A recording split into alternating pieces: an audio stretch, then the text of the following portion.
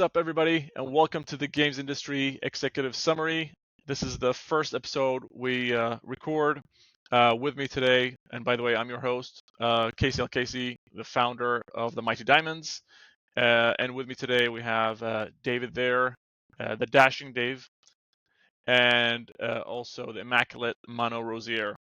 Dave has been a writer for roughly 20 years, and today he does a lot of build evaluations, mock reviews, marketing and communications and has a huge backlog of games he's worked on, and so does Manu as well. Competitive intelligence, publishing, and strategic planning. Been at EA for roughly 10 years. We're all consultants at Mighty Diamonds today, and if there are any needs, go to mighty.diamonds. We also have our newsletter. You can subscribe at mightydiamonds.substack.com. We'll probably leave some links around our post and podcast so you can find your way.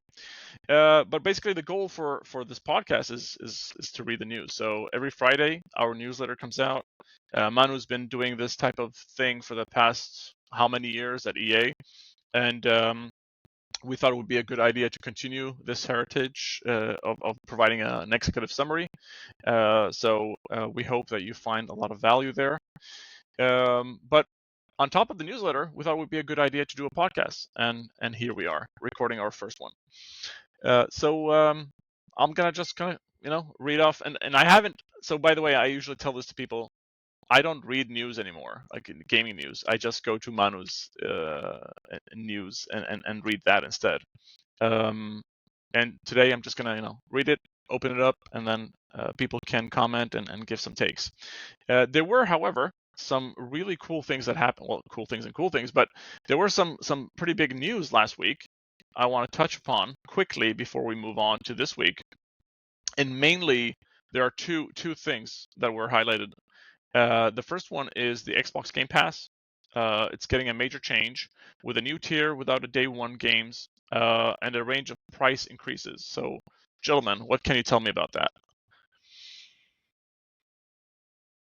Yeah, I'd say following some other big leaders more in the entertainment industry by raising the prices. We saw that with Netflix and with other streaming companies. There are not a lot of benchmark when it comes to video game subscription, even if PlayStation also had a change in their different tiers a few months ago. And yeah, it's interesting to see that they are creating this tier where you don't have the day one games anymore in there. I think when you compare the price of the ultimate version and the standard version, there's not so much price difference. It feels like the standard tier. It's more a way to show the added value of the ultimate subscription. I don't know how many people will only go for the standard subscription at this point. And the other thing is that when you have multiple subscription, if everybody starts increasing the prices, you kind of at some point you might have to make some choices because you cannot extend your entertainment budget completely. So that's yeah, it's some choice are going to be made probably between different type of entertainment. Yeah, I feel like for one thing, like to the Netflix point, if a company feels like it can raise the prices on something, it will. And so that's kind of what's going, that's a big thing about what's going on right now is everyone's raising prices. Let's go ahead and raise prices and hopefully people won't notice too much. Obviously, it's the gaming industry, so people notice everything.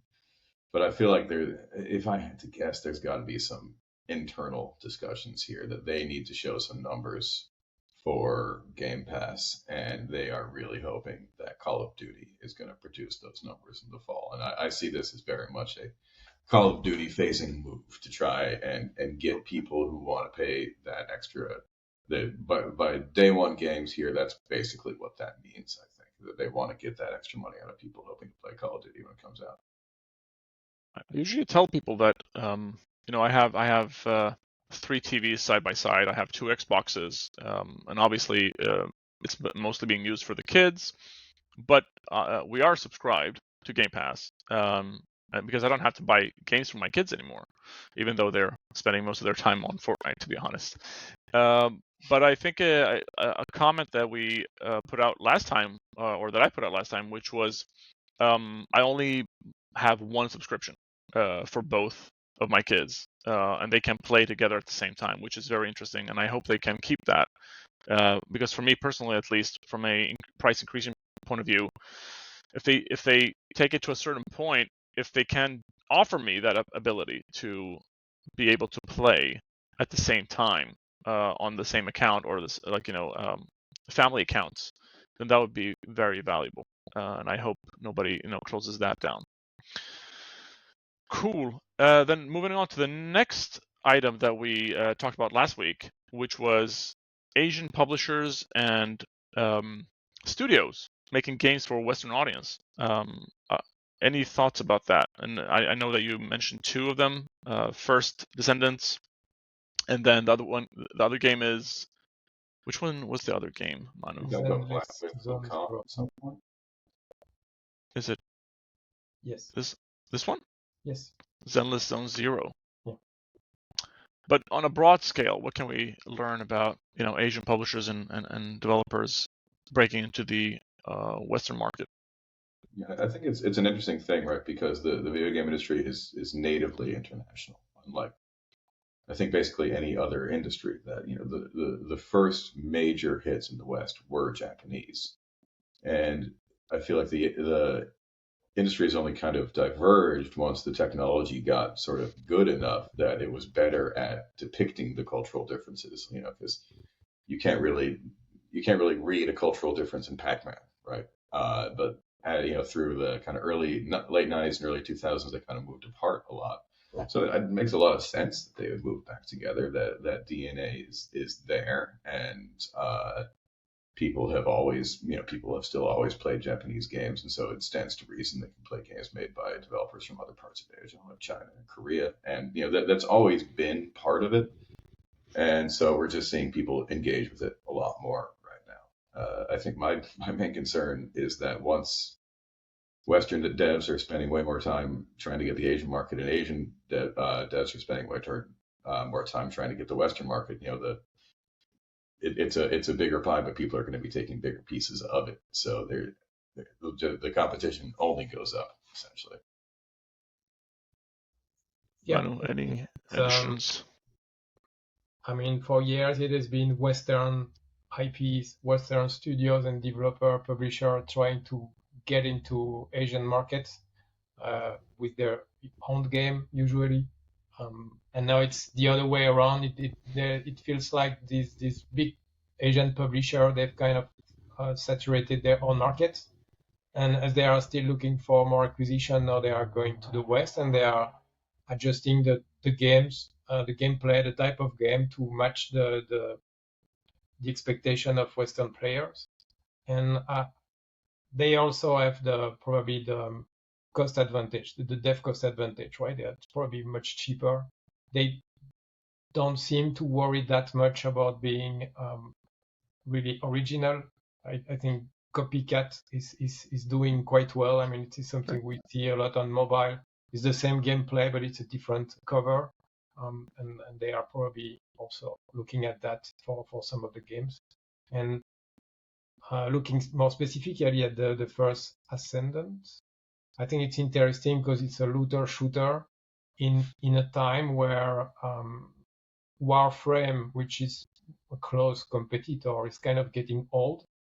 And also Destiny 2 is not going to get much more new content. So it's filling a need at the right time, right game at the right time, potentially for that kind of players. So that's also probably why it is working so well. And I think you can see in this week's newsletter that they've reached 10 million players in just 1 week, which is not bad, wow. even if it's a free-to-play. And yeah, all these games, they are free-to-play. They completely remove the barriers of entry, which is also an interesting strategy. They are not getting anything behind monetization. The monetization comes after you start playing the game, but not before you start playing the game. I do find it very interesting that there is still room for additional looter shooter type games. I'm thinking that the market was saturated with that stuff. Wow. I'm sorry, I was going to say, Destiny 2, the final shape did super well, but it's getting a little long in the tooth, as you might say. And I feel like one of the things is that the prize for getting a game like this that works is so high that people are going to keep trying. That if you can get locked in, then you're making money for a decade, and that's enough that people are going to risk entering into a saturated market for that. Yeah, and let's not forget, these are the new kids on the block, but we have also seen many games like disappear very quickly from a active player standpoint. So it doesn't mean that they're gonna still be there in 6 months from now. But it's interesting to see what they are trying to do and what's coming next. Cool. Then let's talk about this week then. You've highlighted the Vision Pro is coming to Europe. And then you're asking if VR will ever hit the mainstream. I know, and then attached to this, your take is like, asking, yes.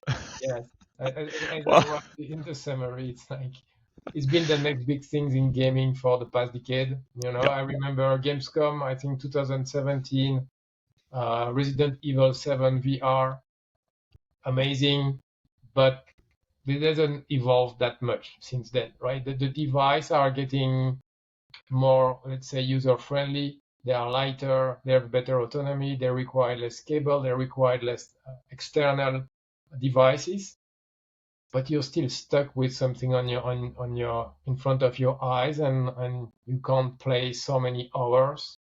Not everybody can play because of motion sickness. So and it's not because you have a device that costs more than $3,000.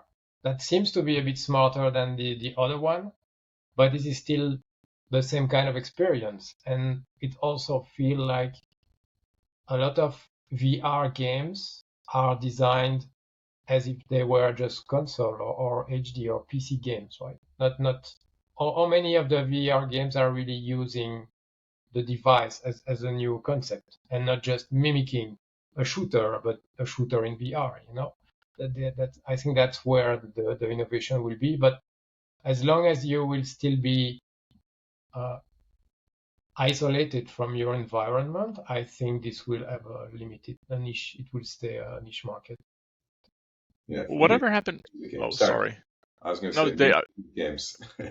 Music games do great, right? Beat Saber and Tetris Effect. Those games are awesome, and they take advantage of the fact that you're cut off from the rest of the world to fully plunge you into that kind of experience. But those things are just few and far between. And I feel like the main problem is that people got really good at making regular games, and VR.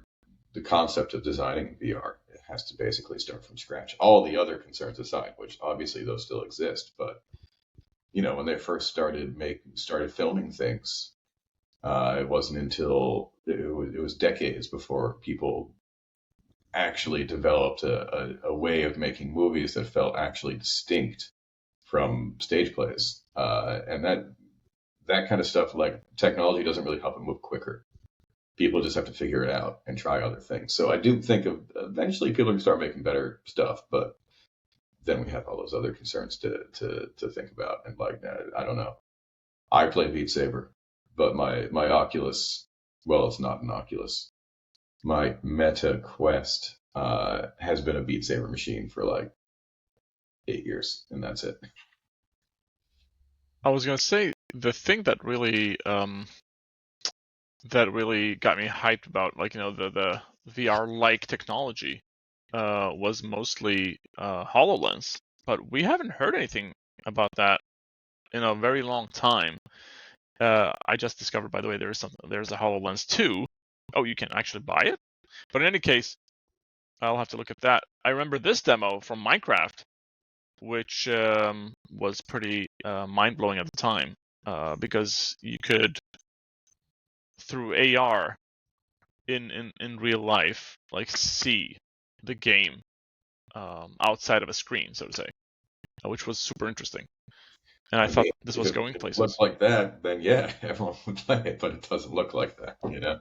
Okay. And what is the improved experience of playing? Just seeing this on a table instead of on a screen in front of you. That's also, I think, something to I feel like for consider. Minecraft it works because, you know, you're building, that's cool. But again, you come back to the problem that people need to design experiences specifically for that. They don't necessarily know how to do it yet. Is the HoloLens? Industrial Oh, edition, that kind of thing, that's where that's what HoloLens is for, right? gotcha. When people are like managing factories and that kind of thing, it's genuinely super helpful there. It's just, it's not as fun as Minecraft. Seems like the pricing is also at the same level as the Apple Vision Pro. Yeah, but again, this is a AR device, Gotcha. not a VR, right? It's Yeah. a different user. Okay, interesting. So shall we move on to the next item then on the list? There's been a couple leaks, it seems like, with Valve mostly. I don't know. What can you tell us about that, Manu? But so yeah, there is two things. First is the Valve as an entity. I think it's always interesting whenever we get some insight about Valve because they are very secretive and they don't need to be public because they are a private owned company. They can say only what they want to say. But I think it's interesting to see if it's true that they have only a few hundred people working. When you compare the revenue generated with the number of people, I think probably the revenue generated per head must be quite high because they IT people, probably marketing people also to handle the shop. But beside that, they seem to operate in a very lean way. And I think it's interesting. It would be interesting to compare how many people are working in big publishers that have their own online platform. Like what's the size of the team of Ubisoft Uplay or Battle.net or things like that to compare. I think Steam is of course super interesting. It's been there for years. It's come to the point. It's not a monopoly. It's kind of almost like a monopoly, but everybody's kind with Steam, right? Almost everybody likes Steam. So it's not often that you have a brand that's really liked by the players, but at the same time have a dominant position. And they are not leveraging that much. I think that's a good thing. They don't make people feel like they can decide everything about anything. So I mean, players should pray that it never go public, because then it's going to be a different story and there could be some problem. We as players, we gave them so much power, right? And also publisher gave them so much power that everybody's going through stream almost. And yeah, let's hope they stay reasonable as long as possible. So that's what's for Steam. And I don't know, Dave, if you have some thought about Steam. Yeah, I don't know. That's Steam. Steam. I mean, you're right. It's a monopoly. It's like a more friendly monopoly than it could otherwise be. But like, that's a good business to be in. Is, you know, I look at my Steam library and there's, let's see, like 400 games, and like I actually recently started playing Anno 1800, which I rebought on Steam because I didn't want to fucking deal with the Epic Game Store. Uh, and It's people like you, Dave. yeah, It's all your fault. I remember at the time when Epic, I wrote about it, I was like, oh, they should definitely, you know, like, what's wrong? People should do this. And like on a philosophical level, it's like, sure, I've got like 200 free games in Epic at this point, but like convenience is really important. And at this point, it's so entrenched that I think it would only antitrust regulation could do anything about it. And it's not a trust, so I don't see how they could do that. They have competition, they just beat it. Mhm. Well, I mean, Valve has been doing it for 20 years. And what's interesting, I think, as well, that people maybe might forget about, 2 of the top games ever played on Steam are Valve games. Right now, sitting at number 1 and 2, Counter-Strike 2 and Dota 2. And obviously somewhere probably we'll find, good lord, what's that other game called? The one with the multiple characters? Team Fortress, obviously. And I'm sure there's some other games in there as well. But that's probably like when I downloaded Steam the first time in 2003. The only reason I was forced to download it is because I was playing Counter-Strike, and that was the new way of playing Counter-Strike. And that's something that people, forget or tend to forget. For me, it was Halo. Halo 2? Did Halo 2 require Steam? No idea. We can research that. An early example of that. Never people really complained about it at the time. That's interesting. Unless I'm remembering a different game. I just found back the orange box in my garage yesterday. That's where it all started, right? With the orange box with Half-Life 2, Portal, I think Team Fortress or Counter-Strike. I mean, there were so many games in just one box. Yeah. And then you had to download Steam and start. That's when they kind of like ratchet up and brought it to the next level. And that box, which is a $60 box, the value in that box was just crazy because you didn't just get Half-Life 2 Episode 2, right? Oh, yeah. You're also getting Half-Life, 2, the full game, plus Episode 1, plus Episode 2, if I remember correctly. Plus Portal 1, and then also Team Fortress, which is crazy. Yeah, just Portal crazy. Went nowhere with that. Yep. It was like it was like Astrobot, right? Like here's a free add-in that's like one of the best games you ever played. Crazy. Once in a lifetime.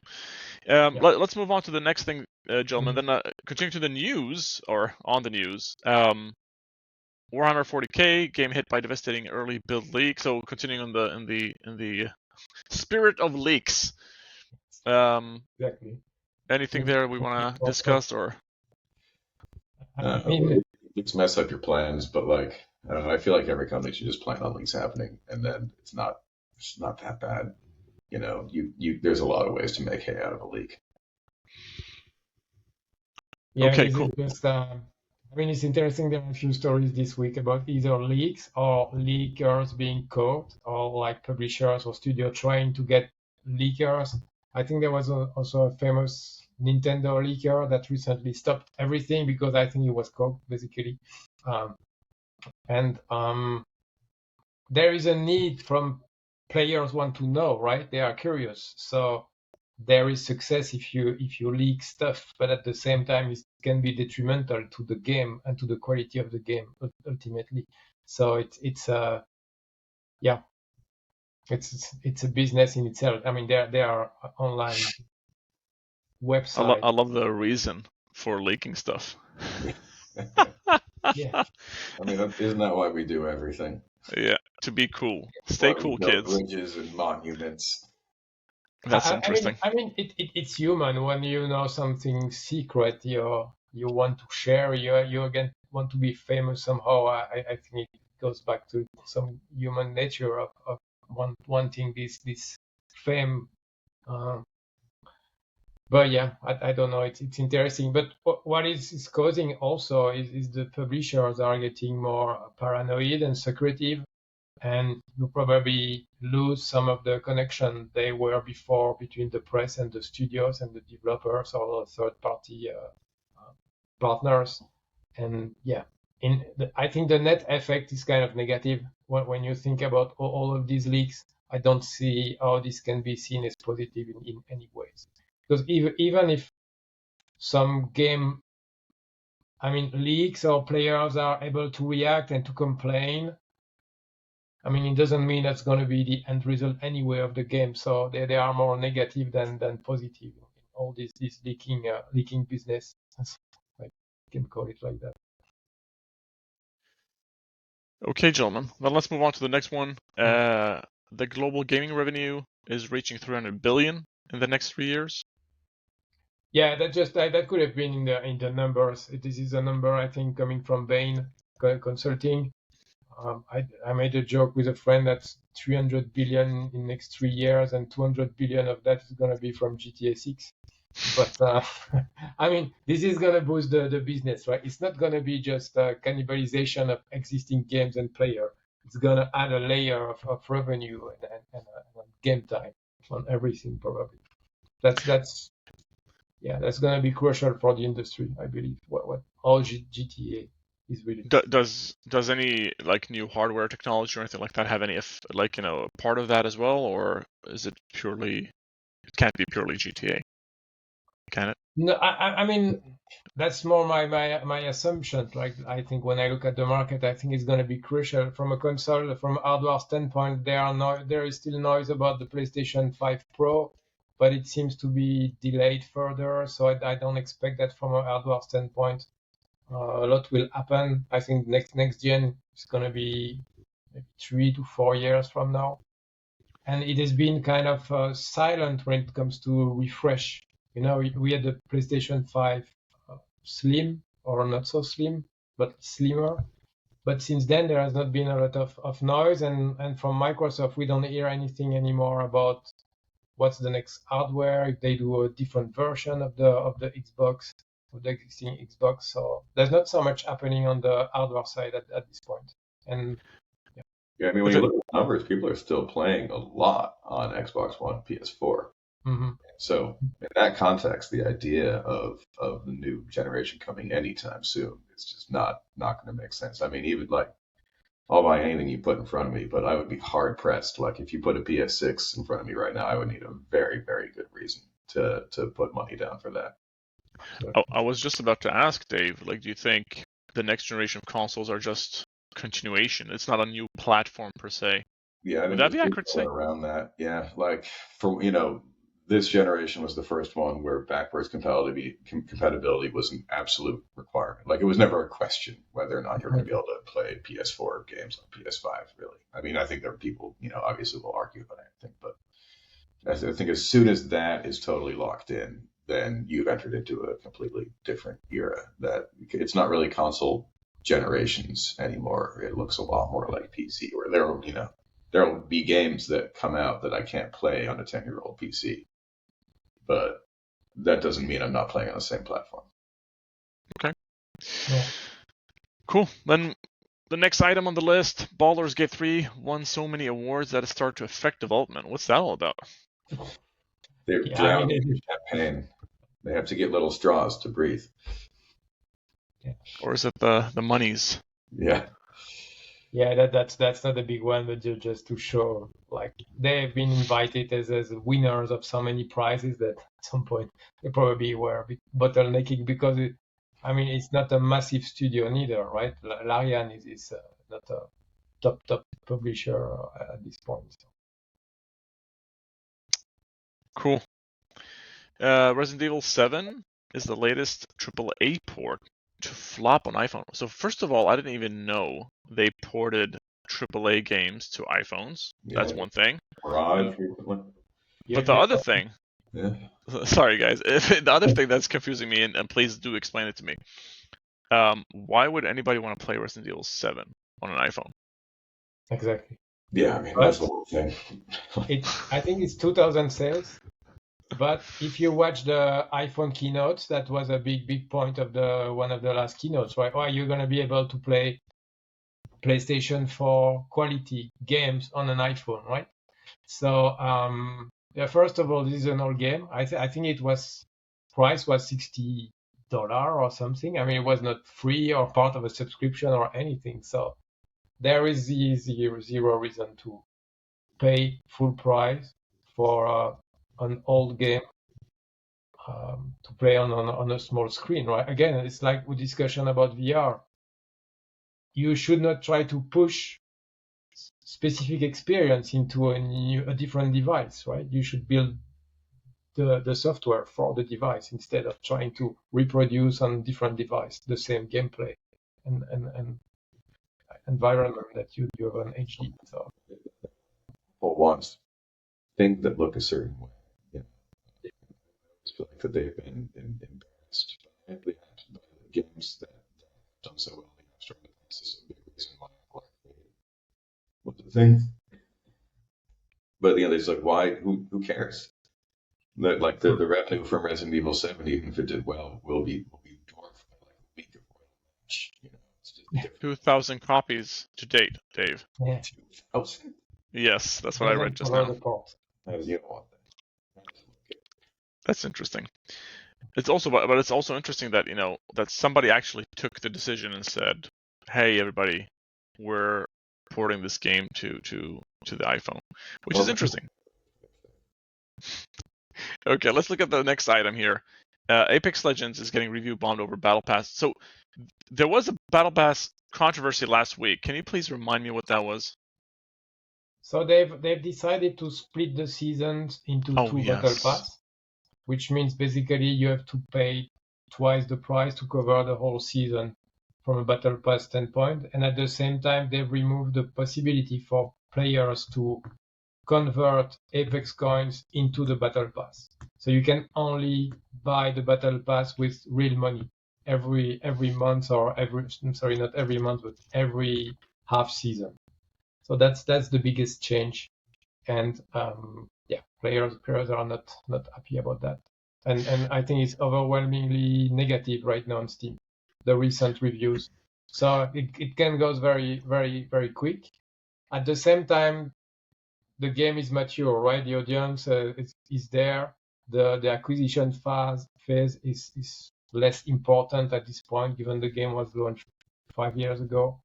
It's more about the monetization and the engagement of the existing core players, which in that case, from that point of view, it makes sense to try to increase the subscription, not the subscription, but the Battle Pass pricing.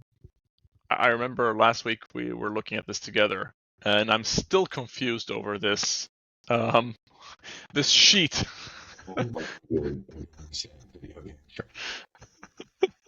Trying to figure out what is it I'm buying, like what's free, what's not free. It's a mess. I think I remember looking at the pre-order bonuses for Assassin's Creed Unity. It was the first time. Okay, where can I get my pants with my speed bonus? This version.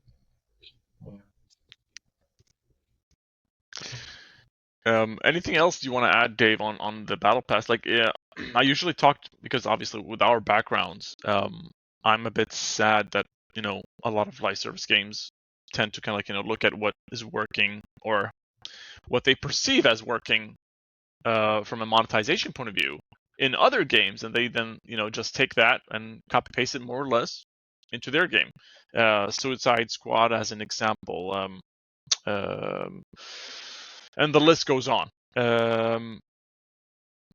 Are we going to continue seeing this type of behavior? Like, why don't we because I'm sure people are going to ask, like, why can't companies be more original with how they want to do their business with the games that because every game is unique in its own way. And even though they might, the idea of buying stuff, I think it makes sense to actually copy paste stuff. Just like there's like so many different ways to buy things, and if you see something that works, yeah, it makes more sense to people, I think, than taking a big risk, especially on a game that's already working. Yeah, with Apex, like you mentioned, what happens if it's public and it's public. So that's sure at some point the word came down that they needed to squeeze that. This is the result. Interesting.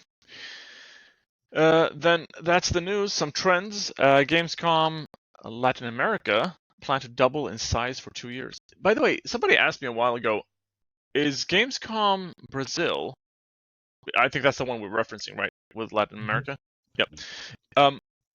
There was another conference there? I think it was called Big, if I'm not mistaken. Was this folded under Gamescom, or what's going on here? I think that's still happening. I'm not sure, but they have room for multiple conferences.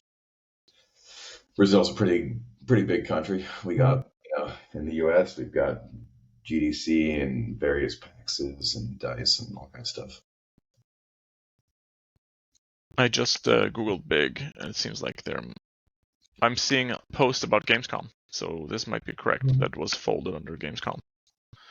I think that's an interesting trend to try exporting a brand, right? Because that's what they are doing there. The audience in LATAM is there. Yeah, I mean, it reminds me of there was this the Geneva Motor Show, right, for cars, and now there is the Geneva Motor Show in, I think, Kuwait or Dubai, and it's still called the Geneva Motor Show, but now they've canceled forever the Geneva Motor Show in Geneva. So it's kind of the brand still exists, but it's now located somewhere else, which is interesting. Yeah. And I think it's a good transition to the next piece of trend. Esports. Yeah. Well, esports has had an ups and down. Like it had a huge moment in 2017, 18, 19, roughly in that range. And then there was a big, like, people were investing heavily into it, and then, come 2020, 2021, it kind of died off, and now, more or less, Saudi Arabia owns esports, in a less.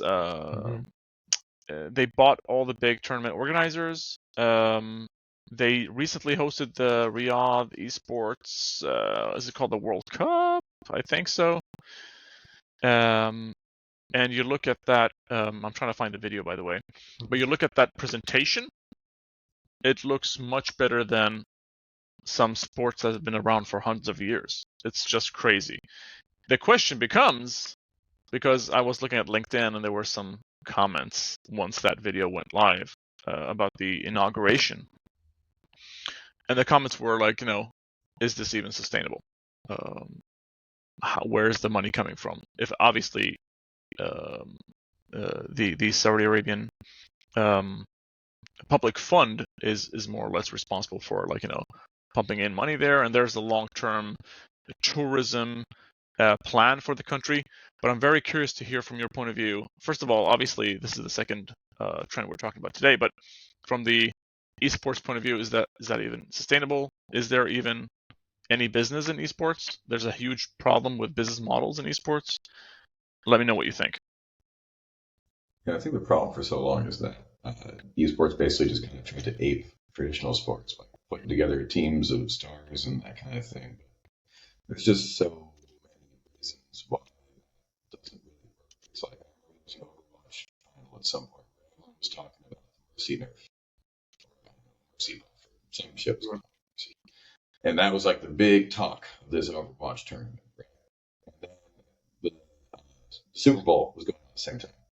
Everyone was talking about Tom Brady, which is a really different thing. That's the star. People are talking about the star, as opposed to the structure of this game. At the end of the day, personalities are just way more interesting. And it's a lot harder to drive personalities in that way when all these other things. I feel like there is definitely ways forward for esports, but they need to disentangle themselves a little bit from the idea that they're going to look so much like regular sports. Okay. Yeah, and but anything sustainable if you're paying for it with oil blood. So. Yeah, I think it's the same discussion we had before about VR or about many things that don't just try to copy a successful formula into a new type of activity or a new device. It's again, how can it work as a discipline in for video games, right? With video games, with the plus and minus of the medium and of the technology also. And but the production level is really high, right? That's crazy when Extreme. you see, and that's not recent, right? When you look at older international tournament or the League of Legends tournament when it was in China or in Korea, that's just crazy, right? And they didn't need Saudi Arabia money before for that. So some games are doing very well. But here it's more about like creating these Olympic Games for esports. So there was a tentative from the Olympic Committee to include some esports game in the Olympics. But I'm not even sure if it's happening or if it's been cancelled, because the choice of games was very weird. Like, why would they choose this game and not that game? And the problem you have is that you have private companies that are building these games, existing games, and at the same time, the Olympic Games are supposed to be more neutral from a business standpoint, at least. So, like swimming is not built by a publisher, Yeah. but League of Legends is a publisher and it's direct advertisement for that publisher and for that game if they are into the Olympics. Who's deciding that? That causes for me a lot of moral issues just choosing the games, right? Because the games are not on public domain. That they are just private. And they change, right? Like swimming is swimming, and obviously they change the games in the Olympics, and they have many times. But there are certain things that have been popular. No game has ever been as popular as as football. Yeah. Because it hasn't existed as long. It's not possible. The changing thing is really tough. And then what are the criteria to become a esport Olympic champion, right? Because you can only be an Olympic champion if your game is in the Olympics. But what is it because of the? I would say, do you select the games based on the number of players, or based on what, right? Or based on the skill level required? And I think that's also unfair for all the people that are very good at some games, but that will never get an Olympic medal because they should force right? Manu, they should force players to play multiple different games, just like the free athletics. Decathlon, you're like doing, a decathlon of video games. Here, put 10 games in there. If you want to crown the best quote unquote gamer, then that's the way to do it, right? You have to actually demonstrate and play different games, and maybe a game Tetris could be as an example of a game that would fall in that category of, okay, everybody knows what it is. It's not one company that's profiting off of Tetris, or is it? I'm not sure. Somebody correct me, please. But the biggest problem is like, okay, what happens if a game disappears? So you were the world Olympic champion in 2024 for this game that nobody's heard of because it's 2030. And we don't even know what that game is because it was such a long time ago. That's interesting. Assuming we're getting a 2030. Yes, thank you, Dave. Keeping up the the positivity here. Okay, the next item on the list: moviegoer tastes pivoted away from blockbusters after the pandemic. Is that okay? That's interesting. So are we seeing that smaller movies or like more niche movies are becoming more popular there, or what's going on? Or is it the streaming services like adapting new movies much quicker? I think it's a bit more diversification from my understanding. Actually, I will adjust the link because the one is paywall, so I will change that. But I think there is a bit less. Before the top 1% or 10% was taking most of the share of the market, and now it seems that there's a bit more diversification. I think one of the reasons of that is maybe because the Marvel, the Avenger universe kind of peaked in 2019 with the last Avenger movie. And since then, Marvel has not been as strong as it was before. So maybe it's a consequence of the lack of like incredible movies launched by, or like iconic movie launched by Marvel since the end of the Avenger cycle. That might be also an explanation that no, you're okay. You don't have a new Avenger or a new like super high quality Marvel, so you're gonna go and watch a DC DC movie or some other type of blockbuster. So that might be a reason. But the reason I put that in the newsletter is that I love to look at what's happening in other parts of the entertainment, whether it's music, whether it's a video or a movie industry, because what you see sometimes is that what's happening in video game has happened before in other type of entertainment. So you learn a lot by looking at what has happened in the past for some other industries of entertainment. So I think that's an interesting context, because you can then consider what is going to happen with the video games. Are we going to get less AAA releases in the future because the publishers are getting so adverse to failure?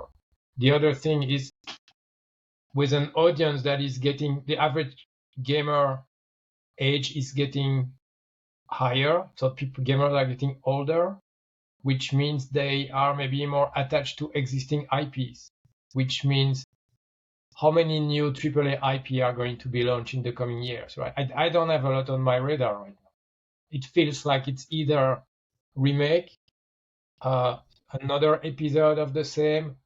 I mean, we are reusing more and more existing IPs, right? And I saw, I mean, I saw Twisters yesterday, new movie, which is kind of like the original movie, but 20 years or so many years later. And it's just, as long as you're releasing an entertainment product that has a link to anything that was done in the past, then you're already saving a lot of money when it comes to brand awareness and marketing, that kind of thing. So I'm curious to see how many developers are still going to launch purely AAA new franchises. I think Destiny 2, The Division were kind of in my mind, the last big games that were released and being successful. But since then, it's been a bit more challenging. So like Tsushima, that I think. Yeah. AAA. I think that's the last one I can sort of think of. I would also add, will we even ever see a Ghost of Tsushima 2? Is there even a need for that? Or sorry, Dave. I was gonna say From Software is really good at launching new games without or rather new IPs. Their IP is From Software, right? Yeah, exactly. Thank you. That's what Thank that you. is. Yeah, it's brand, and they did such a good job, maybe better than any other developer right now, of having their brand be attached to themselves rather than characters or world. Like Nintendo, maybe. Nintendo is also like that. You know, you keep playing the same Zelda, the same Mario's, and yeah.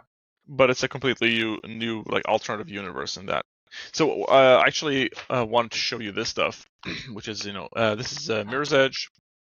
When we were working at EA, Christopher Umgord, the author here. So Mirror's Edge was supported by this transmedia, and right now when I'm talking to clients, I'm actually talking a lot about, like, especially with new games and clients who have those big visions about, like, making their game successful. My recommendations have lately been a lot about, like, creating transmedia and creating alternative media to kind of like support their game launch, either now, today, let's say mid-development. Like, start releasing some stuff that could get people excited, can bring people into your community, give them some more background and understanding of what you're trying to build, and that potentially could support their games long term. And then I think last week we spoke about, I'm not sure if it was Fallout. Now I'm obviously reading here that Driver, I don't know why. I mean, Driver specifically, like, does anybody even remember Driver at this point? But whatever. But obviously we've seen, like, what Fallout did to Fallout the series on Amazon, what it did for the game. Like, it became Fallout 4 became a top 5 game, I believe, or at least minimum top 10 game on Steam during that period when the series was going on. Yeah, and we discussed also about Sony trying to monetize their IPs outside of video games, right? There was also some news last time. The other thing I wanted to say is, and it's more related to movies, but it's interesting to see so many movies that are released now. They are just the same IP, but the main characters are the children of the original characters, right? It's like also 2 generations overlapping, and it matched the audience, because now the people that were fans of old movie 20 years ago, they now go to the movies with their kids and they see the new generation, but it's still the same IP, right? It's the same people, and that leads to, I think it's super interesting to see that. It's a bit different in video games, of course, but when you see that they are like bringing back Alan Wake, which was kind of an old title, now they are talking about new BioShock title also. So there still is this continuity of some IPs that they are safe bets, right? That's the reality of it. Yeah, I feel like when you look at sort of the major cultural phenomenons out of gaming in the past 10 years or so, we've had PUBG and Fortnite. PUBG is really salient here because Fortnite's following that. Among Us, like Fall Guys, Stardew Valley, Minecraft. All of these are risks being taken by small independent people because the big people just can't afford to do it anymore. And so I think that's kind of what's happening is that if you've got something to hang your hat on, you're going to hang your hat on it because it just lowers the risk. So but the reward for making something new and exciting hasn't gone away. It's just incredibly difficult. Yeah. Breaking through is really hard these days, especially when, I don't know, how many games are launching every month? Was it 1,000-ish? Yeah, probably. On Steam, at least, when we talk about like traditional games, at least. And maybe mobile is even worse. I don't know. Okay, some other rumors. Details of unannounced Disney projects, including games posted online after another Slack hack. So this is another potential leak. Official. Yeah, there is. I don't know if a leak can be official, but. Well, it seems like Disney acknowledged the hack of its Slack channel for the first time. Yeah. I mean, I let people read that in details, but it adds up to all the leaks we were discussing before. Slack seemed to be a good way of leaking stuff. I mean, of pulling stuff outside of a company. And I've not gone in. There's not been that much talk about it. We'll see. We had the big Sony leaks a few months ago where they leaked Wolverine and all the games. So yeah. This is yeah.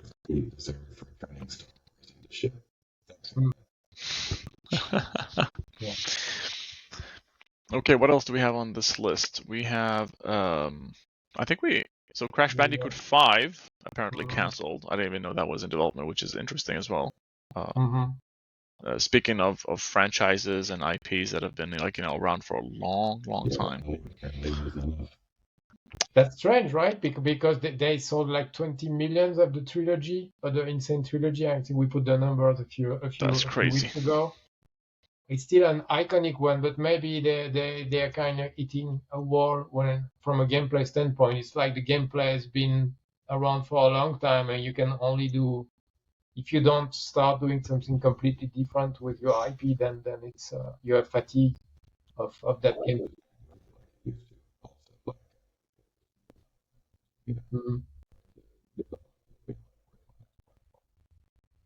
I do think there is, what's interesting here is like a lot of, you see these trends where developers are moving towards certain genres and certain types of games. If it's looter shooters, first was battle royales, looter shooters, etc.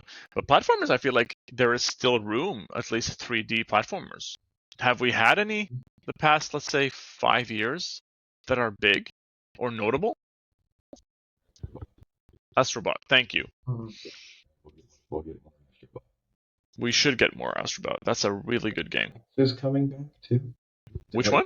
Did I hallucinate this? Gex? Is Gex coming back? Gex? Really? If I was gonna hallucinate a game, it would probably be Gex. That's interesting. Okay. No, I'm not seeing anything. No Gex. You'll have to keep us updated on the Gex news, Dave. set a reminder. Okay, so Manu, if you're gonna summarize, please, what's the take here? No. And I'll let you just read it. Just read it. Yeah, I mean, I mentioned it before the VR discussion. I thought every week there is somebody that has an opinion about VR, so I thought this time we could just cover it. I'm not saying once and for all, but this is a recurring topic that's probably we don't need to discuss that much in the future. I think I mentioned a few weeks ago there was this Gorilla game on VR that reached like a high level of concurrent player. I think that's interesting because it's a free-to-play game. Another issue is with VR games is that usually you have to pay again for the same games, but in VR. And I think that's friction, right? The device in itself is a friction, and the shop is a friction. The meta shop is a friction. Everything is a friction, even after you own it. Yeah. And then you can buy it on Steam, of course, but not everything works with all devices. So there are still too much friction on the VR side, and Apple is not going to solve that. Certainly not with their own ecosystem, which is not really gamers oriented anyway. And yeah, and the other part is really the leaks, right? Every week there are rumors and leaks, but I thought this time it was interesting to put that in the spotlight, because you feel bad for the developers of the next Warhammer 4000 game, right? This team, because they are being judged now on a build that is 1 year old, and what's the added value of that, right? That's I think a build is not great. A build leak is terrible. A marketing campaign leak is a bit less of a problem, when they reveal a trailer or there is the leak of an announced date or things like that. But when it's really the build of the game, we saw that in the past with Stalker, I think, what that was stolen also a few times, and some other games. Sometimes it can postpone the release of a game. So this is totally counterproductive. I love your last question on the take. What if all games were launched in early access? Yes. What's that all about?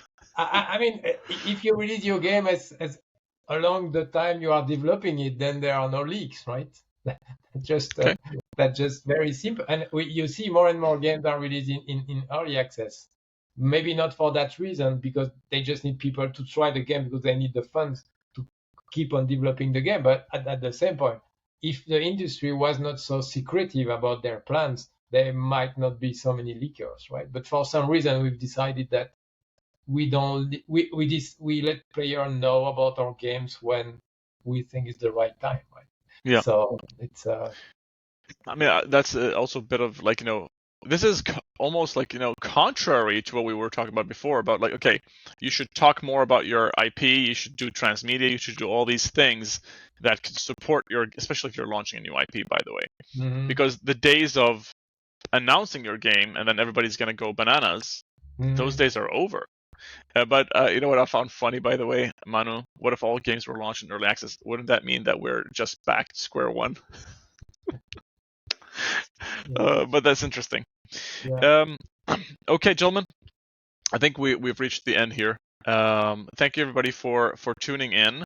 Again, please follow us, subscribe, all the things. I'm not even going to mention them, but click all the buttons and all the things that needs to be done to support us. We really appreciate it. The games industry executive summary can be found on Substack, and then if you go to mighty.diamonds, Dave, I was just trying to Google you just now, just trying to figure out, like, do we have socials? Like, I don't care about anymore, really, to be honest, about socials. I still have my X Twitter. I was gonna say X Twitter, but it's also X. Bring more. You can find me at Bring More Bread, but I don't really post anymore because I'm tuned out almost. Dave, did you have a Twitter? Yeah, I haven't posted in a very long time. In a while. Sure, I don't think I've ever posted. Okay. There you go. And then what about you, Manu? Yeah, I have one, but I have stopped posting there because there is no audience, and I'm not actively trying to grow that audience. So I think you are, however, active on LinkedIn, right? Yeah, exactly. So for those who want to actually get shortcuts to the news posts that Manu finds valuable, go on LinkedIn, search for Emmanuel Rosier, and then follow him. That way you can get some of the news. How about you? Are you active on anywhere else, Dave? No, I should post more on LinkedIn.